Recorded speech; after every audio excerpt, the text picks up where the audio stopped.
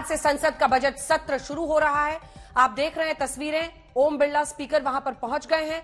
इससे पहले आज सरकार देश की अर्थव्यवस्था का हिसाब किताब इकोनॉमिक सर्वे के जरिए सामने रखेगी। संसद के दोनों सदनों की साझा बैठक के साथ बजट सत्र का आगाज होगा। सबसे पहले राष्ट्रपति का अभिभाषण, राष्ट्रपति के अभिभाषण के जरिए सरकार जो अपनी नीतियां होती हैं, उसकी उपलब्धियां हैं, भविष्य की चुनौतियां हैं, वो देश के सामने रखती है। इस बीच आपको बता दें, थोड़ी देर में पीएम मोदी पहुंचने वाले हैं संसद। 2024 में लोकसभा का चुनाव होगा, यानी कि एक तरह से आप देखें मोदी सरकार के दूसरे कार्यकाल का ये आखिरी पूर्ण फुल बजट है। लेकिन देश की निगाहें आर्थिक सर्वे पर हैं, जिसमें देश की आर्थिक सेहत का खाका होगा। जिस फिस्कल कंसोलिडेशन की बात सरकार कर रही है और उसके साथ साथ आर्थिक ग्रोथ, विकास की बात कर रही है। बजट सत्र के हंगामेदार होने के भी लेकिन पूरे आसार है, क्योंकि आर्थिक मुद्दों के अलावा कई ऐसे मोर्चे हैं जिस पर सरकार को घेरने की विपक्ष ने तैयारी की हुई है। महंगाई, बेरोजगारी, मोदी सरकार की विदेश नीति, बीबीसी डॉक्यूमेंट्री को लेकर विवाद, उद्योगपति अडानी के खिलाफ रिपोर्ट, कई मुद्दों पर विपक्ष और सरकार का आमना सामना इस बजट सत्र में हो सकता है। ऐसी खबर आ रही है कि जैसा हमने आपको बताया, आम आदमी पार्टी हो, बीआरएस हो, दोनों ही इस बार राष्ट्रपति के अभिभाषण का बहिष्कार करने के मूड में दिखाई दे रहे हैं। हमारे साथ हमारे दोनों सहयोगी लगातार बने हुए हैं, जिनसे हम चर्चा कर रहे हैं। हिमांशु, कुछ ही देर में पीएम सामने आएंगे और हंगामेदार होने के आसार है बजट सत्र, क्योंकि देखिए जिस आईएमएफ प्रेडिक्शन की बात कर रहे हैं कि 6.1% पर भारत का आर्थिक विकास दर रह सकता है, उसको लेकर सरकार अपनी तरफ से पुश करेगी कि भारत की तस्वीर अभी आशावान है। तो दूसरी तरफ विपक्ष अडानी से लेकर बीबीसी डॉक्यूमेंट्री, महंगाई, बेरोजगारी, तमाम मुद्दों पर घेरने की तैयारी में। देखिए, बिल्कुल विपक्ष घेरने की तैयारी पे है और सरकार ने अपनी तैयारी कर ली है उन सभी सवालों का जो विपक्ष उठाना चाहता है संसद के अंदर। आईएमएफ की जो रिपोर्ट है उसको लेकर जाएगा और साथ ही साथ जिस तरीके से आप देखिएगा, पिछली बार जब महंगाई को लेकर चर्चा हुई थी तो निर्मला सीतारमण ने किस तरीके से जवाब दिया था विपक्ष के सभी सवालों का। धारदार तरीके से उन्होंने जवाब देकर ये कहा था कि विपक्ष जिस अर्थव्यवस्था पर सवाल उठा रहा है वो अर्थव्यवस्था बहुत तेजी से बढ़ रही है और भारत जो है वो तेजी से बढ़ती हुई अर्थव्यवस्था है। विश्व के मानचित्र पर उसको देखा जा सकता है।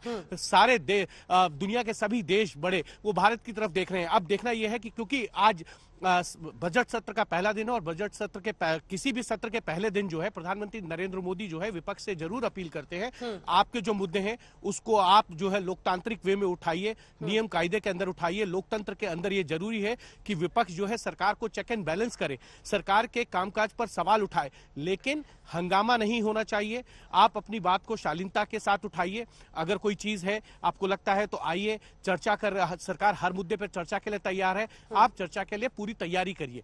लेकिन विपक्ष जिस तरीके से हंगामा करता है और उसके बाद सदन नहीं चलता, मुझे लगता है अंजना ये क्योंकि बजट सत्र का पहला पार्ट है तो ये 14 दिन का 14 तारीख तक है। ऐसे में 6 दिन का समय जो है लगभग जो है वो राष्ट्रपति के अभिभाषण पर धन्यवाद प्रस्ताव के लिए होता है, जिसमें सभी दल जो है वो चर्चा में भाग लेते हैं और सरकार ने जो अपना कामकाज का ब्यौरा और भविष्य में जो सरकार की योजनाएं या जो भी काम होने वाले हैं उसका एक झलक जो है राष्ट्रपति के अभिभाषण पे होती है। उसको लेकर धन्यवाद प्रस्ताव पर चर्चा होती है। सभी सांसद, ज्यादातर सभी विपक्षी दलों के और सभी सत्ता पक्ष के सांसद और मंत्री उसमें चर्चा में भाग लेते हैं। उस एक टाइम पीरियड ज्यादा जो है धन्यवाद प्रस्ताव में चला जाता है।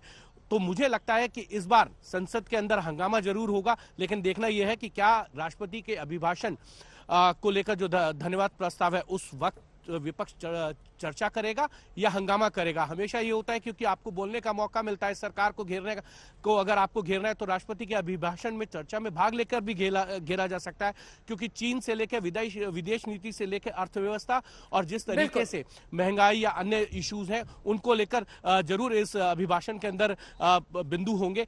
अब देखना यह है हंगामे के जरिए वो इस चर्चा में भाग लेना चाहते हैं या सचमुच में चर्चा में भाग लेकर अपनी बात को सही ढंग से रखकर सरकार को घेरने की कोशिश करेंगे। बिल्कुल मंजीत नेगी, ये देखने वाली बात। बिल्कुल मंजीत नेगी, इस देश की राजनीति आज एक बहुत ही दिलचस्प मकाम पर है, जिसमें 24 के मद्देनजर गोलबंदी बिहार के नीतीश कुमार से लेकर अरविंद केजरीवाल दिल्ली में, तो वहीं पर बीआरएस की तरफ से चंद्रशेखर राव कर रहे हैं। नजर आप बनाए रखिए, जैसे ही कोई आता है आप इशारा कीजिएगा, आपके पास फौरन आएंगे। लेकिन बजट एक ऐसा मौका भी है जब सब अपनी उपस्थिति दर्ज कराने के लिए संसद से अपनी अनुपस्थिति कराने की फिराक में दिख रहे हैं। आम आदमी पार्टी, पिछली बार हमने अभिभाषण में नारेबाजी सुनी थी राष्ट्रपति के, लेकिन इस बार आप और बीआरएस बहिष्कार कर रहे हैं।